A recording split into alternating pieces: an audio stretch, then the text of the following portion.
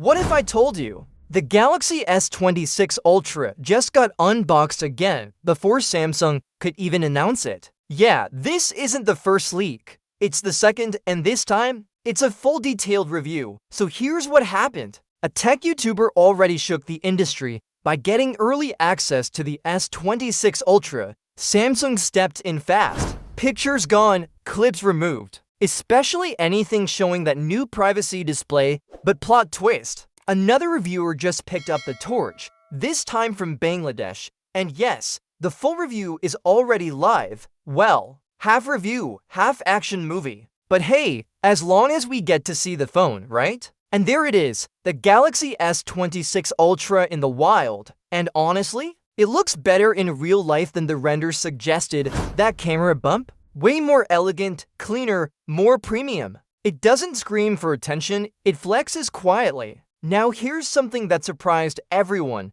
Titanium frame, yes titanium. Early reports claimed Samsung was ditching titanium and moving to aluminum, especially after Apple changed things up last year. But nope, Samsung kept titanium and the phone is actually lighter. 214 grams compared to 218 grams on the S25 Ultra, and thinner to 7.9 millimeters versus 8.2 millimeters. Lighter, slimmer, still premium. That's a win under the hood. Snapdragon 8 Elite Gen 5, no surprises there. It's the best of the best. Specs match previous leaks. 60W charging, 5000 mAh battery, upgraded cameras. But let's be honest, the real star? Privacy display, and in real life, it looks wild. You can make the screen appear dark to anyone glancing from the side. Not a filter, not software trickery, hardware level privacy. It's the kind of feature you actually use every single day on public transport, in meetings,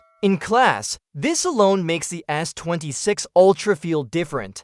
Quick question, would you actually use privacy mode daily? Comment yes or nah, but hold on. It's not all perfect, because here comes the twist. Heating issues. According to the review, the S26 Ultra runs warm, especially while using the camera or even watching videos. Now that's unexpected. Snapdragon flagships usually handle heat better than Exynos models. So seeing a Snapdragon Ultra run warm? That's odd. Deal breaker? Probably not, but noticeable? Yes, and that's not all. The unit also had Wi-Fi connection problems. Now this smells like early software bugs, which honestly makes sense. This phone isn't officially out yet. Samsung will almost definitely push updates after launch to smooth things out. But still, it's interesting. Now here's the bigger picture. This is the second major leak in just days. Apparently, a supplier meant to ship S26 Ultra units to the African market ended up distributing devices to other vendors, and now, photos, videos, camera samples,